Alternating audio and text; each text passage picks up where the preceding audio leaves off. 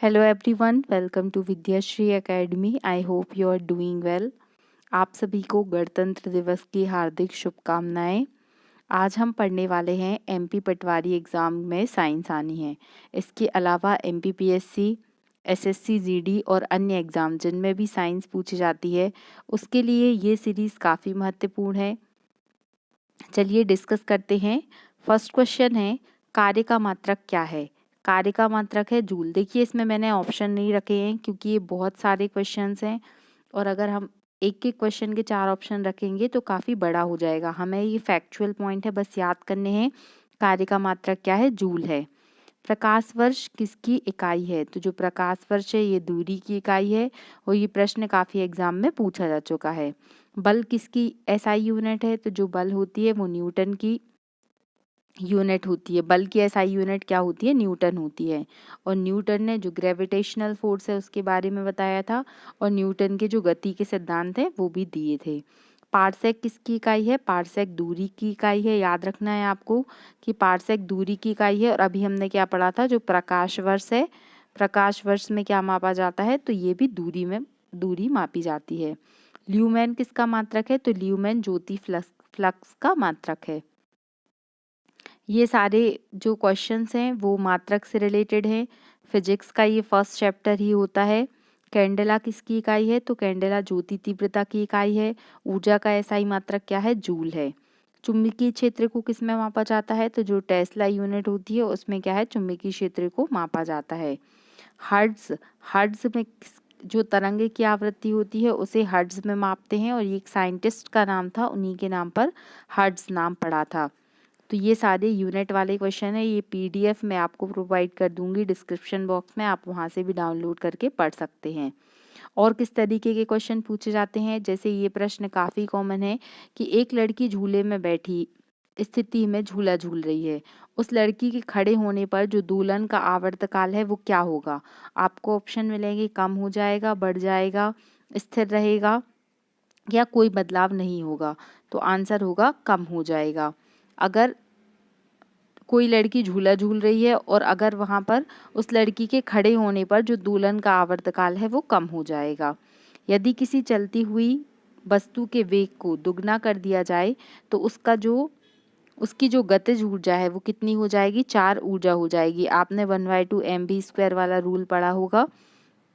तो क्या बताया गया है यहाँ पर कि यदि वेग को दुगना कर दिया जाएगा तो जो गतिज ऊर्जा होगी वो क्या हो जाएगी? 4 गुनी हो जाएगी। फिर किसी भी स्थिर या गतिशील वस्तु की स्थिति और दिशा में तब तक कोई परिवर्तन नहीं होता जब तक कि उस पर कोई बाह्य बल सक्रिय नहीं होता है।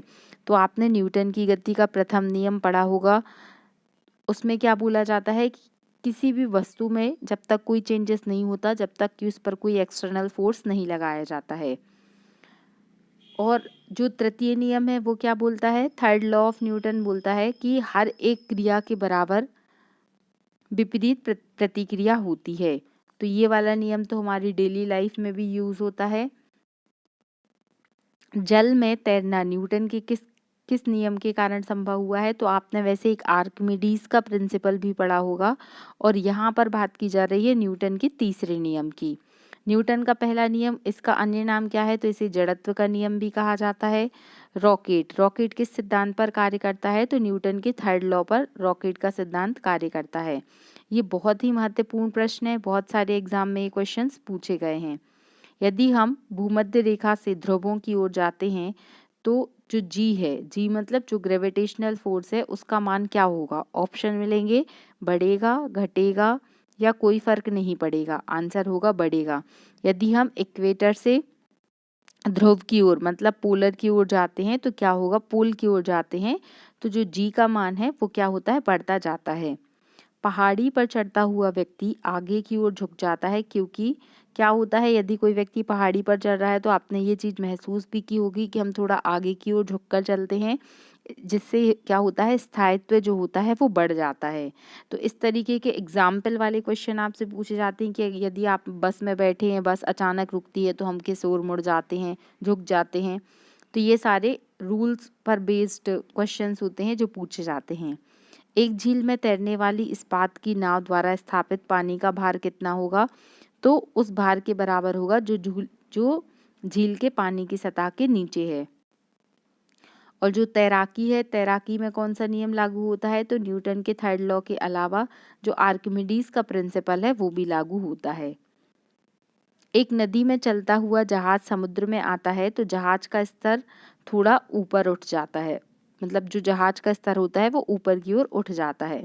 ये सारे जो प्रैक्टिकल अप्रोच वाले क्वेश्चंस हैं ये पूछे जाते हैं। जल का घनत्व मैक्सिमम कितना कितना होता है?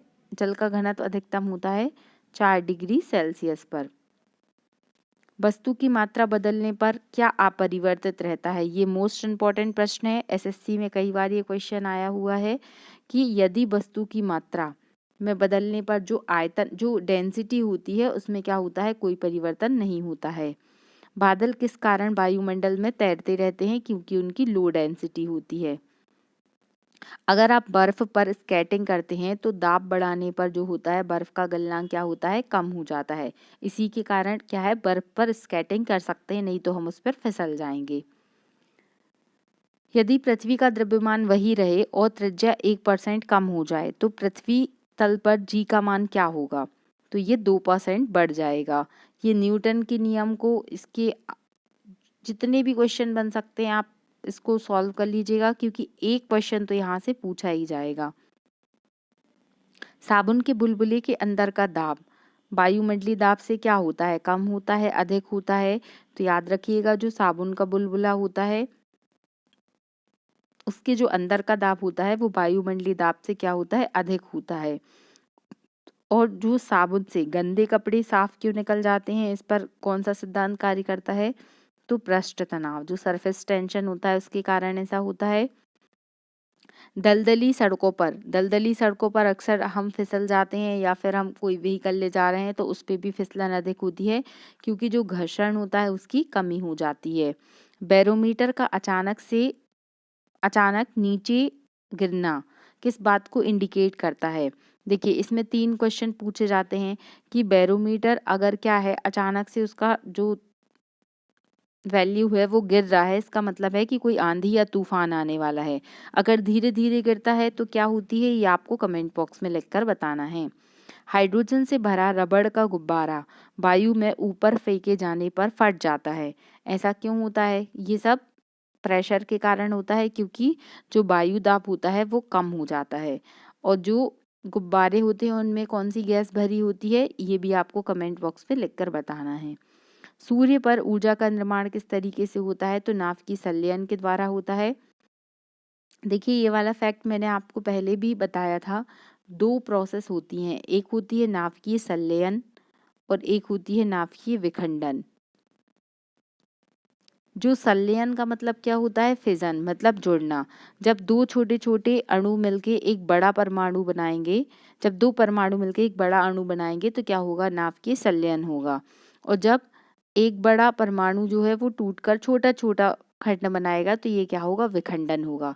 हमेशा याद रखिएगा जो हाइड्रोजन बॉम्ब होता है उसमें नाभिकीय संलयन होता है, लेकिन जो परमाणु बॉम्ब होता है उसमें नाभिकीय विखंडन होता है। यही कारण है कि जो हाइड्रोजन बॉम्ब होता है वो काफ़ी खतरनाक होता है और जो सूर्य के अंदर इतनी अधिक ऊर्जा होती है क्योंकि उसके अंदर नाभिकीय संलयन होता है, ना कि विखंडन। तो अब ये कॉन्सेप्ट आपका क्लियर हो गया होगा और इसका प्रश्न पूछा जा सकता है। सूर्य की ऊर्जा कैसी होती है? तो नाभिकीय संलयन के द्वारा बनती है।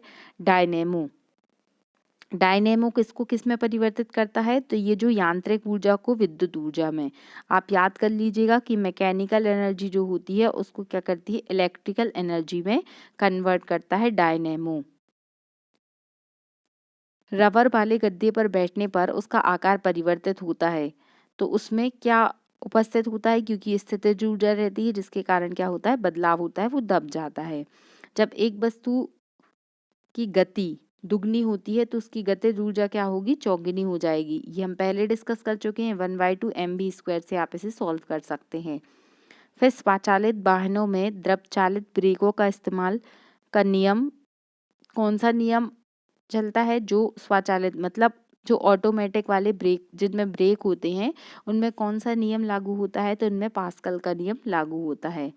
फिर एक और बहुत ही महत्वपूर्ण प्रश्न एमपीपीएससी में भी आ चुका है, एसएससी में भी आ चुका है कि दूध से मथने पर जो क्रीम निकलती है उसमें कौन सा बल काम करता है, तो उसमें अपकेंद्री बल काम करता है।